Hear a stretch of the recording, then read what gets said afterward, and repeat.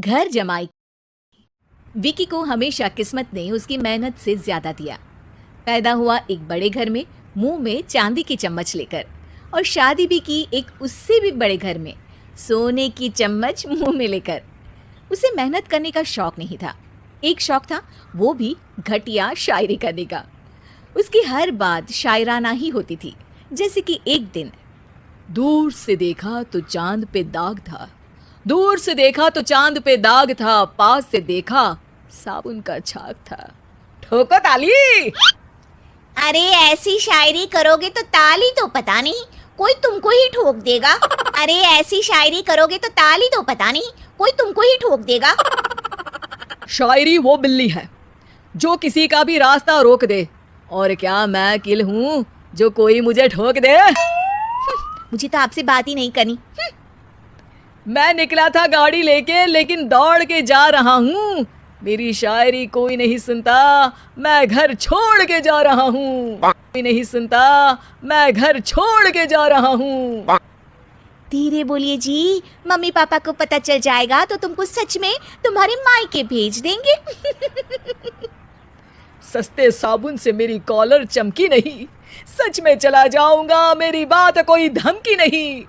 अगर शायरी ही सुनानी है तो सुनाओ, लेकिन कोई काम धंधा भी तो करो। मेरे पिताजी के पास बहुत पैसा है तो घर जमाई बन के खा रहे हो, और कल जा रहे हो ना अपने मायके तो आज ही चले जाओ मेरी बला से।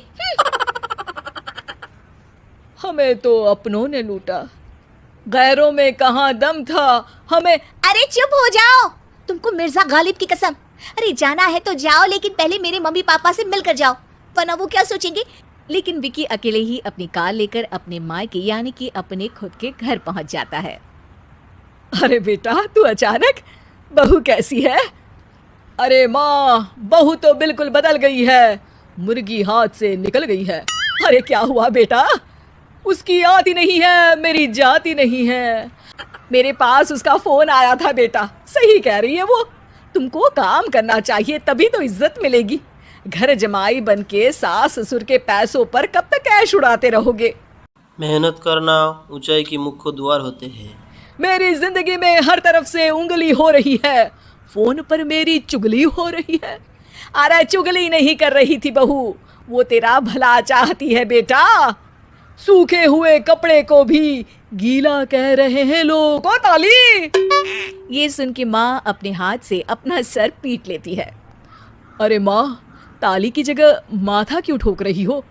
बेटा तू ना आराम कर, तेरे पिताजी भी आने वाले हैं, खाना लगा देती हूँ। विकी अपने घर भी दिन भर टीवी देखता है, तरह तरह का खाना खाता है, दोपहर तक सोता है, चाय पीता है, वीडियो गेम खेलता है, बस काम करने नहीं जाता। घर में नौकर चाकर है तो बिस्तर से हिलने तक की जरूरत नहीं पड़ती। कई बार तो विकी अपने नौकरों को बिठाकर शायरी सुनाता रहता। कब जाओगे बेटा? अरे कैसी बात कर रहे हैं डैडी, क्या आप मेरे फादर नहीं? आप मुझे भगाना चाहते हैं क्या? ये मेरा घर नहीं। अरे नहीं बेटा, तुम्हारा ही घर है। हम तो चाहते थे कि तुम यहीं रहो और मेरा काम आगे बढ़ाओ, लेकिन तुम ही चले गए घर जमाई बनने। मैं घर जमाई हूँ, ससुराल का फूल गेंदा हुआ हूँ। ठोको ताली।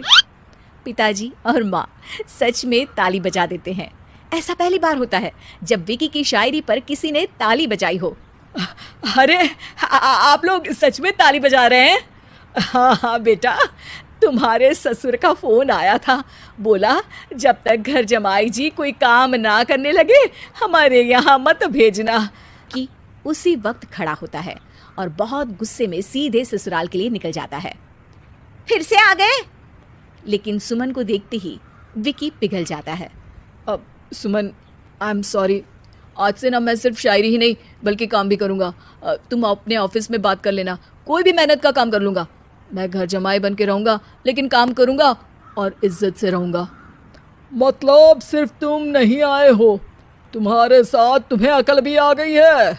मैं अपने कारखाने का मैनेजर बनाता हूँ तुमको, कल से मेरे साथ चलना वहाँ। थैंक यू ससुर जी।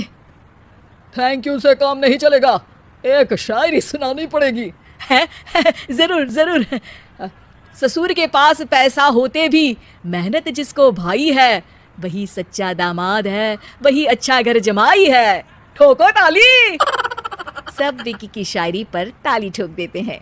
शिक्षा, जब किस्मत आपको बहुत सारा दे दे तो उसकी कद्र करनी चाहिए और मेहनत करना कभी नहीं भूलना चाहिए।